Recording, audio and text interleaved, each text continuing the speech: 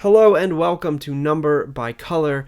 My name is Todd, and today, as you probably already know, we're going to be talking about Cyber Shadow. Now look, I know what you're thinking, and yes, I really did just play two modern 8-bit games back to back. I guess I'm a glutton for punishment, and now I've got the carpal tunnel to prove it. I mentioned in my review for The Messenger that having pixel art is basically the gateway for me playing and enjoying a game, and wouldn't you know it, that still holds true for this game. While maybe not quite as strong for me as something like The Messenger, there's still a lot to like about this game, so let's take a look. Cyber Shadow was developed by Mechanical Head Games and published by Yacht Club Games in January of 2021. Interestingly and impressively, Mechanical Head Games is actually just a single person. For the amount of content and quality here, that is quite an accomplishment. You can play the game almost literally everywhere, including PlayStation 4 and 5, Xbox, Switch, and PC. Okay, so right off the bat, I have to be honest and say that the story here wasn't all that captivating for me. Yes, there were parts of the premise that I did find interesting, but the way it's presented felt kind of stilted, and the details took a while to fall into place. That could just be a result of how I was playing, or maybe my external environment, but I generally wasn't invested in that aspect of the game. However, I have to acknowledge the beautifully drawn cutscenes, which perfectly captured the look and feel of the NES games that inspired this one. When you start playing Cyber Shadow, you'll notice two things almost immediately.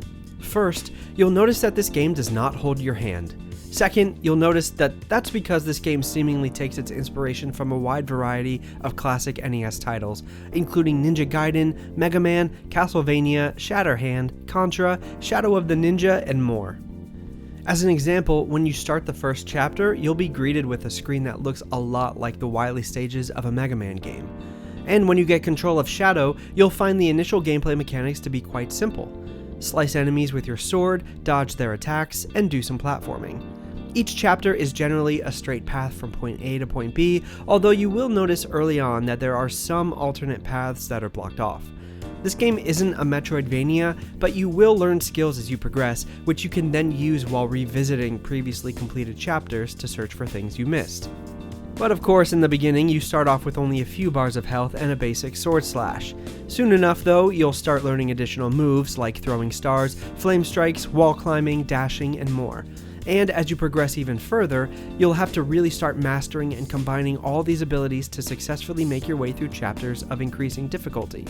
And when I say increasing difficulty, you better believe that you're gonna die hundreds of times before you finish this game. Don't worry though, the game does offer a few olive branches in the form of HP and SP upgrades, a pretty liberal amount of checkpoints, as well as various limited use power-ups. And those power-ups can be pretty cool too. There's one that turns all enemy bullets into energy pellets, and there's another that basically shields you from every attack as long as you're not attacking.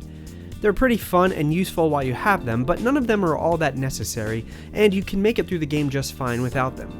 One interesting characteristic of the checkpoints, though, is that each one has its own set of benefits you can unlock.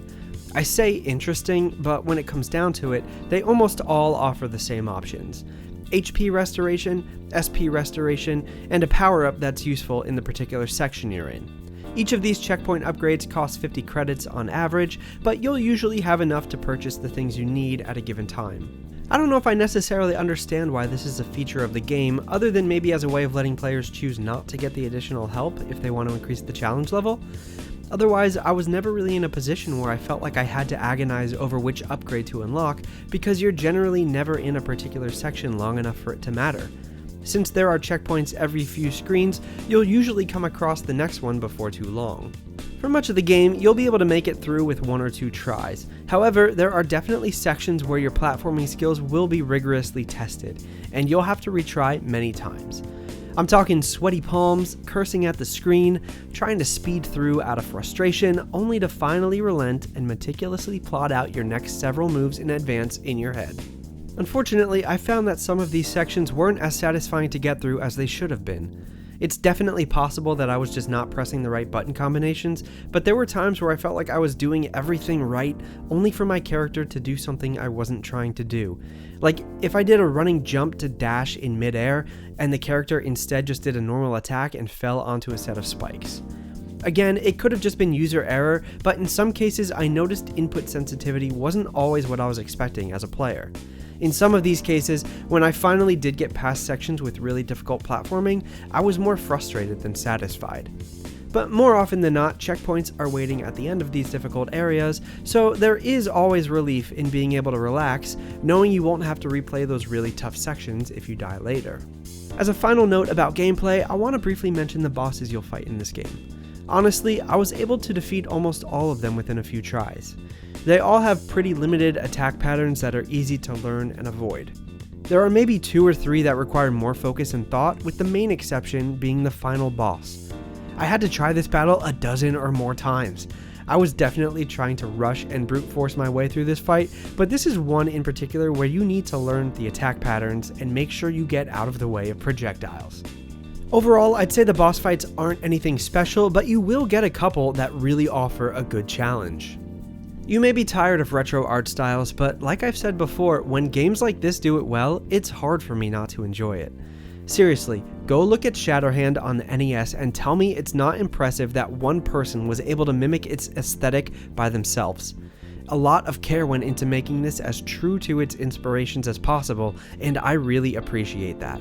The music of Cyber Shadow is seemingly the one aspect that was composed by a second person. I don't know if there are any tracks that particularly stood out to me, but it definitely fit well with the visuals and really helped drive home the vibe and tone of the game. I'm sad to say that it's unlikely I'll ever try to get the Platinum Trophy for this game, because a lot of trophies are skill-based and I'm honestly dreading trying some of them. There are maybe a quarter of trophies that will come through natural progression, but the rest either require you to beat bosses in a certain manner or complete the game under special conditions. For example, there are separate trophies for beating the game with all upgrades, and beating the game with no upgrades, and beating the game in under 3 hours. Seeing as it took me about 6 hours to finish the first time, it's not impossible, of course, but it definitely won't be easy. There is a point in the game where your character gets stronger. Somebody literally says, "You're stronger than we ever thought possible," and then all the enemies seemingly start dealing twice as much damage, making it feel like you're actually weaker than before. But at the end of the day, it really does scratch a particular itch I have for retro games in this genre, and when it comes down to it, I would still definitely recommend Cyber Shadow to anybody who grew up playing similar games on the NES, or anybody who's looking for a short game with a pretty good challenge. Cyber Shadow is one of the first games to come out this year that I was really looking forward to.